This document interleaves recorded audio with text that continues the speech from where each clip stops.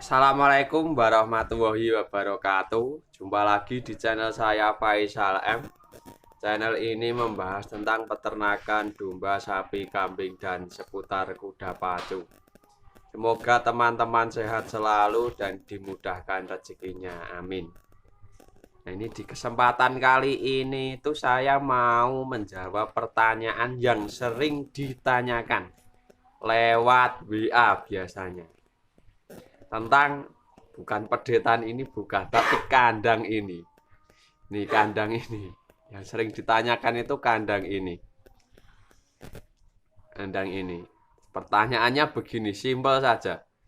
Mas, kenapa kok domba penggemukannya tidak diisi kembali? Malah yang bawah ditaruh pedet. Ada yang kenapa nggak diisi seperti itu? Nah, ini saya akan menjawabnya. Saya jawabnya juga simpel saja. Untuk domba penggemukan itu untuk tahun ini, terutama tahun kemarin, tahun ini itu saya perkirakan rugi. Jadi saya tidak mengisinya. Ruginya kenapa? Nanti saya jelaskan di akhir video. Saya perlihatkan kandang yang di kandang belakang juga. Langsung kita ke kandang belakang. Jangan lupa untuk like, comment, share, dan subscribe-nya untuk membantu channel ini lebih berkembang lagi. Kita kandang belakang. Nah, ini saya di kandang belakang. Kandang belakang ya cuma kayak gini. Nah, saya sisakan yang babon-babon saja yang masih bunting. Jadi ini babon udah beranak. Sisa-sisa saja. Ini ada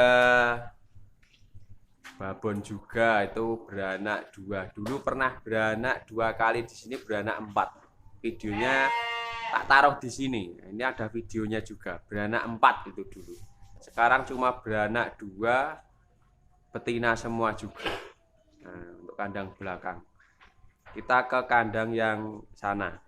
Kandang sana tak lihatin juga. Nah, ini kandang belakang saya. Ini kandang belakang juga saya kosongi sebagian. Saya kosongi juga ini kandang sini. Karena yaitu tadi nanti saya jelaskan di akhir video. Ini kandang saya ini. Bisa dilihat. Di tengah tak lihatin. Kita ke tengah. Kita ke tengah. Nah, ini cuma sebagian. Ini tinggal betina-betina sama jantan sapera. Tinggal itu. Ini jantan-jantan sapera, ini betina-betina sapera. Ini saya akan jelaskan kenapa ya. Nanti bisa disimak videonya. Ya, di sini saya akan menjelaskan tentang kondisinya atau pengalaman saya di bidang peternakan domba penggemukan. Di sini saya mulai mengosongkan, itu mulai kosong itu setahun terakhir. Jadi mulai saya upload YouTube itu sudah tidak membeli bakalan lagi, tidak membeli bakalan untuk penggemukan domba saya. Itu kenapa? Karena domba itu pasarannya cenderung stabil menurun. Stabil menurun, Mas. Stabil menurun gimana? Pasarannya itu standar. Kalau pasaran standar dan itu tadi yang jadi masalah. Harga bakalan itu naik. Jadi bakalan itu naik selalu laku. Jadi kandang-kandang besar itu nggak mampu mengikuti petani. Jadinya saya putuskan untuk libur karena rugi.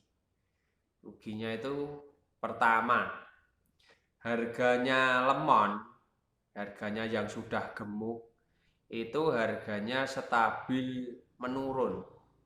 Jadi nggak naik-naik. Biasanya kalau domba ya, itu kalau libur sekolah, lalu libur mau puasa, habis itu habis lebaran, libur sekolah gitu, harga domba ini pasti naik. Per ekor itu 100.000 sampai 400.000 per ekornya. Karena ini COVID, nggak ada libur, jadi libur terus.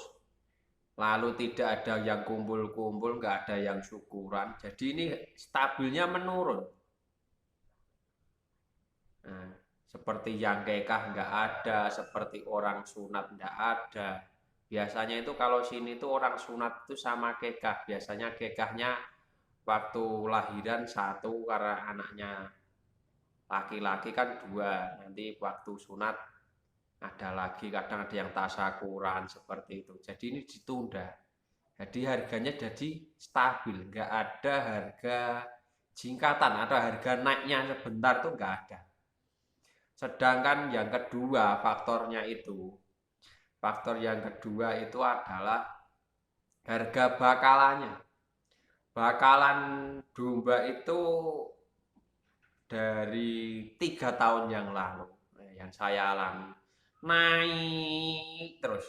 Naiknya itu stabil, tiap 3 bulan semakin naik, 3 bulan lagi semakin naik lagi. Sedangkan bakalannya sepi, mulai 3 tahun yang lalu. Tuh, bakalan. Habis itu 3, pakan. Ini yang ketiga ini, pakan.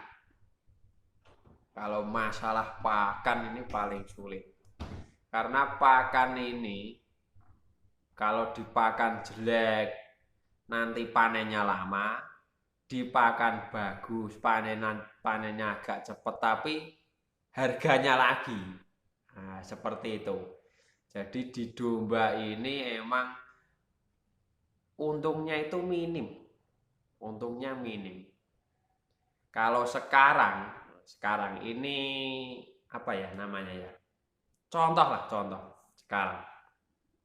Seumpama beli domba seharga 1.200.000, katakanlah seperti itu. Nanti 3 bulan 4 bulan itu lakunya sekitar 1.800.000 sampai 2 juta. Antara itulah lakunya. Kalau lakunya di angka pendek ya 1.800.000, di angka tinggi 2 juta. Itu 4 bulan. 4 bulan 3 bulan tergantung kecepatan dombanya gimana.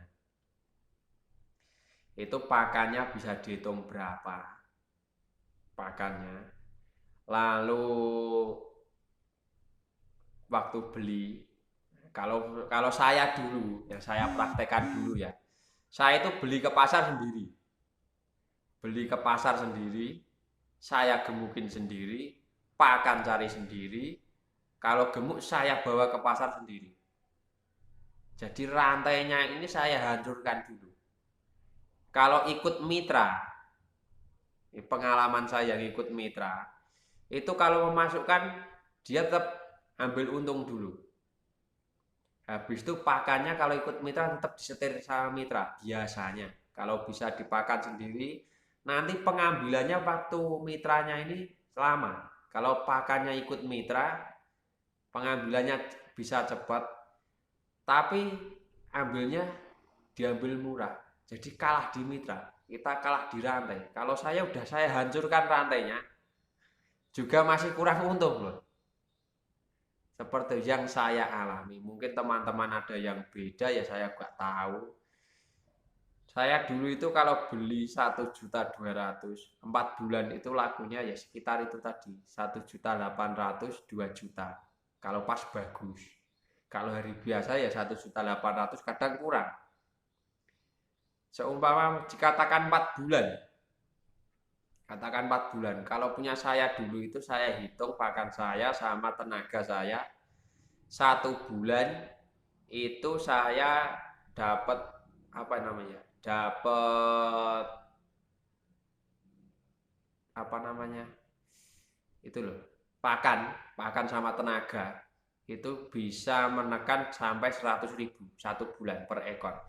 Jadi kalau 4 bulan, dari 4 bulan itu 400.000, jadi 1.200.000 ditambah 400.000. Belum termasuk waktu saya bawa pulang ke rumah sama nanti bawa ke pasar lagi untuk saya jual. Kan masih untung 200.000 per ekornya. Bisa Mas, bisa kalau 200.000. Itu tapi kotor loh. Emang pakan sudah saya ambil.